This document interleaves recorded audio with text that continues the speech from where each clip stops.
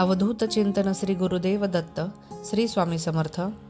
कृपा सिंधू रहस्यगाथा या आपल्या हक्काच्या चॅनलमध्ये तुमच्या सर्वांचं मनापासून स्वागत आहे. मंडळी, हा व्हिडिओ मी खूप अभ्यास करून मेहनतीने आणि शास्त्राधारित माहितीच्या आधारे तयार केलेला आहे. म्हणून विनंती आहे की हा व्हिडिओ शेवटपर्यंत नक्की पहा, स्किप करू नका. आपल्याला माहितीच आहे की नवीन इंग्रजी वर्षाची सुरुवात झालेली आहे.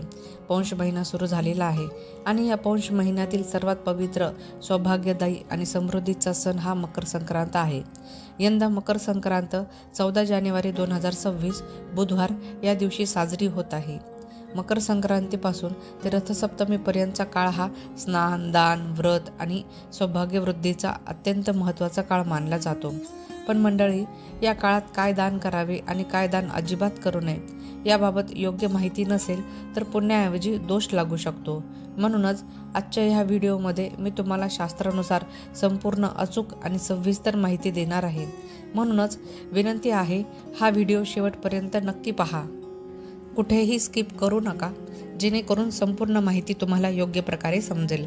मंडळी, आपल्याला माहीत आहेच की सूर्यदेव दर महिन्याला एका राशीतून दुसऱ्या राशीत प्रवेश करत असतात. परंतु ज्या दिवशी सूर्यदेव मकर राशीत प्रवेश करतात त्याच दिवशी मकर संक्रांतही साजरी केली जाते. कधी कधी सूर्य मकर राशीत हा 15 जानेवारीला सुद्धा प्रवेश करतो. मग त्या वर्षी मकर संक्रांत ही 15 जानेवारीला साजरी करतात. मकर संक्रांत हा सण सुख समृद्धीचा मानला जातो. याच दिवशी तिळगुळ घ्या, गोड गोड बोला असे म्हणत एकमेकांना तिळगुळ वाटले जातात. मकर संक्रांतीपासून ते रथसप्तमीपर्यंत सर्व सवाष्ण स्त्रिया वाणाचे दान करतात. वानदान हे अखंड सौभाग्य प्राप्तीसाठी अत्यंत महत्त्वाचे मानले आहे.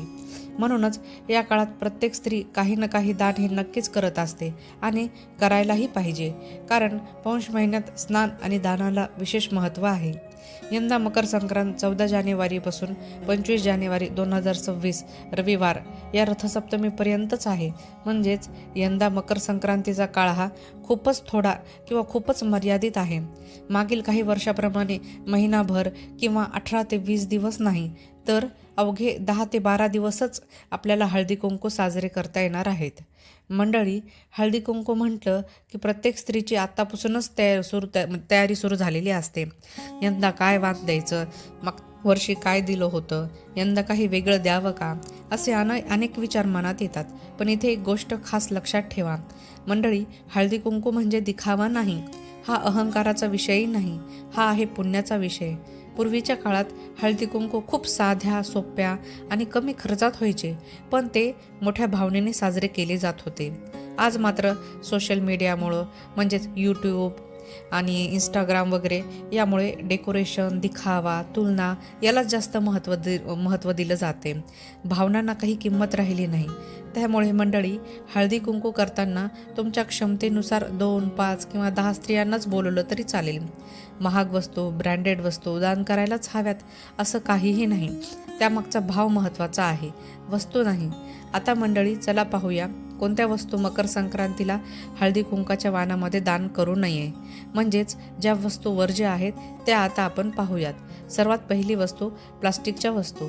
प्लास्टिकचे डब्बे, चमचे किंवा कोणतीही प्लास्टिकची वस्तू दान करू नये. दुसरी गोष्ट, लोखंडी, ॲल्युमिनियमच्या आणि धारदार वस्तू, तसंच सुरी, कात्री, सुई, धागा अशा वस्तू वाणामध्ये देऊ नयेत. शास्त्रानुसार यामुळे नकारात्मक ऊर्जा वाढते आणि घरात तणाव निर्माण होतो. तर तिसरी गोष्ट, तेल. कोणतेही तेल, अगदी लहान बाटलीसुद्धा दान करू नये. तेल फक्त देवाला अर्पण करायचे असतात. तसेच काचेच्या वस्तू, मीठ, तांदूळ, पांढऱ्या वस्तू या देखील दान करू नयेत. मंडळी, जर दान करायचेच असेल तर सर्वात श्रेष्ठ दान म्हणजेच ज्ञानदान. स्वामीचरित्र, गुरुचरित्राचे अध्याय, जप, माळ, धूप, अगरबत्ती, हनुमान चालिसा, रामरक्षा, दुर्गा चालिसा अशा स्तोत्रांचे, मंत्राचे छोटे छोटे पुस्तक मार्केटमध्ये मिळतात. तर तुम्ही ते पुस्तक देऊ शकतात किंवा आध्यात्मिक कॅलेंडर हे सर्व दानसुद्धा करू शकतात. तसंच गुळाच्या छोट्या ढेप, शेंगदाण्याचे पॅकेट अशा गृहउपयोगी वस्तूसुद्धा तुम्ही दान करू शकतात. मंडळी, या वस्तू तुम्ही दान करू शकतात, पण समोरची व्यक्ती त्याचा उपयोग करेल का हे पाहूनच दान करा.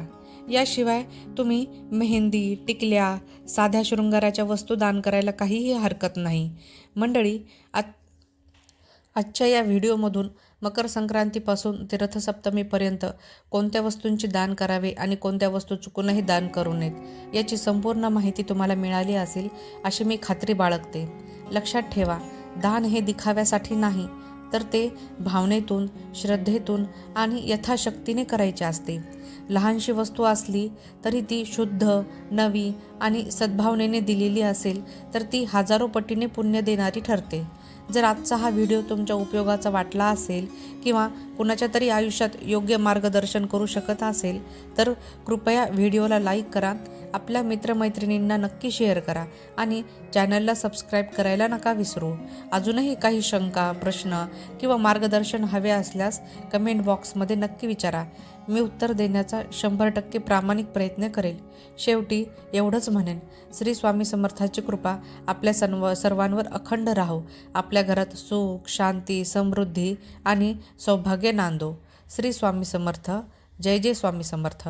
धन्यवाद.